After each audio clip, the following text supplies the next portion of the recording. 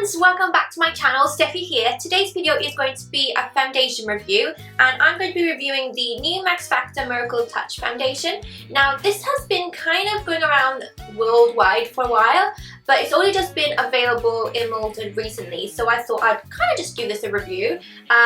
I've got the shade Soft Honey 77. Now this is a more darker shade than my actual natural shade would be. I would probably say I would be a sand or a golden naturally, but since I tend to fake tan a lot, I wanted to get a colour that would suit me when I'm mostly fake tanning, and I chose the Soft Honey 77. Now to give you a bit of background, if you haven't watched any of my videos before, foundation reviews or anything like that, my skin type is combination, so I tend to have a very oily T-zone, and I tend to get slightly oily around this area, but mainly on my nose and my forehead. So when it comes to foundations, I tend to try and go for either a matte finish or slightly a dewiness finish that makes that as long as I can powder it. I try not to go for something too light, but I don't like going something for too full coverage. So I kind of like the middle kind of thing of this. Now, right now you're going to be seeing me applying this. I'm using a little sponge, beauty sponge, to apply this.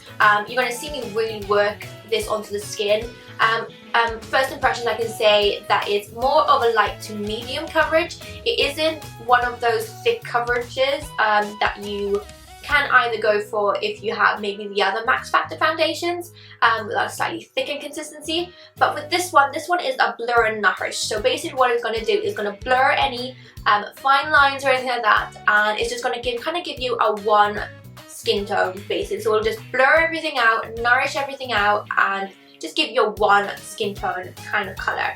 Now for me, I really like this foundation because it's buildable. I would be going, as you can see in the little clip, I'm kind of going back in with a second layer as well. So it's not something that you can't build. It's got a really nice coverage. I would say light to medium again, nothing too full coverage. But obviously with me, I would just kind of go in with my concealer after and like touch up where I need to, and then do my makeup and powder. So basically this is how it looks with my foundation, everything on. Now I've been testing this out for a couple of weeks, and one thing I can definitely say is, since I've got a very combination to oily skin tone, I would definitely need to repowder this throughout the day, especially at work. So after a couple of hours, I would say after 5 to 6 hours, I tend to go very oily here. And since this has got more of a dewiness to it, it's not a matte finish, I have to make sure I take a compact powder with me because I need to set this area and my nose area, because that just starts to shine like a little baby. Even with a little bit of highlighter, you can still see the oils. So that's the only thing I can say about this, that you just have to reapply your powder if you've got a combination to oily skin like I do. Apart from that, if you've got normal skin, normal to dry skin, this would work more like a matte finish for you with a little bit of dewiness, like a little bit of a healthy glow. But it just depends what kind of skin tone you have, which will kind of just give you the different finish of the foundation. But I tend to powder everything all the time, so it doesn't make much of a difference. I personally wouldn't use this alone without any powder, just because it's a dewy foundation and I have got very oily combination skin on my T-zone, so I wouldn't want to kind of just leave that alone because I would just look too oily and it won't look healthy at all. So that's the only thing that's kind of like a downer, because I can't really wear it by itself. But other than that, I think it's a really good foundation for like a work everyday kind of thing, or if someone that doesn't really like to wear a lot of makeup, just want to slap this on. It's really nourishing under the eyes as well, so if you're not one to put any concealer on, you can even use this as your foundation and concealer if you wanted to, if you want more of a natural kind of look. But other than that, I think it's a really great foundation.